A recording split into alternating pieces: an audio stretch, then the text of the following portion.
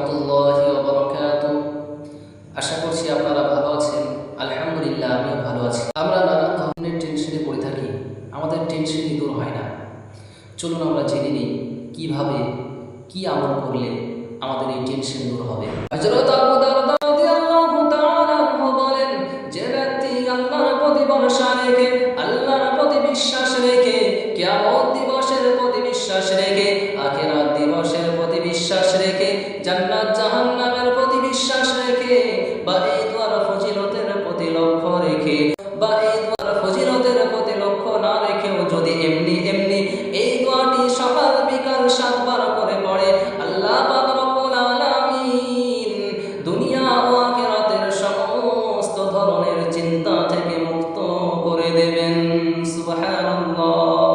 তাই আমরা আল্লাহর প্রতি বিশ্বাস রেখে, আল্লাহর প্রতি ভরসা রেখে, কিয়ামত দিবসের প্রতি বিশ্বাস রেখে, জান্নাত জাহান্নামের প্রতি বিশ্বাস রেখে, এই দুয়ার ফজিলতের প্রতি লক্ষ্য রেখে আমরা সকাল বিকালে দোয়াটি 7 বার করে পড়ব। হাসবিয়াল্লাহু লা ইলাহা ইল্লাহু আলাইহি তাওয়াক্কালতু ওয়া হুয়া রাব্বুল আরশিল আযীম।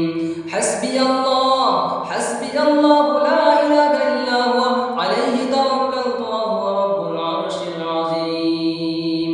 হাসবিয়াল্লাহ, আল্লাহ আমার জন্য যথেষ্ট। লা ইলাহা ইল্লাহু, তিনি ব্যতীত কোনো মাবুদ নাই। আলাইহি তাওয়াক্কালতু, আমি তারই প্রতি ভরসা করেছি, অর্থাৎ আমি আল্লাহর প্রতি ভরসা করেছি। ওয়া হুয়া রাব্বুল আরশিল আযীম, তিনি মহান আরশের অধিপতি, তিনি মহান আরশের মালিক।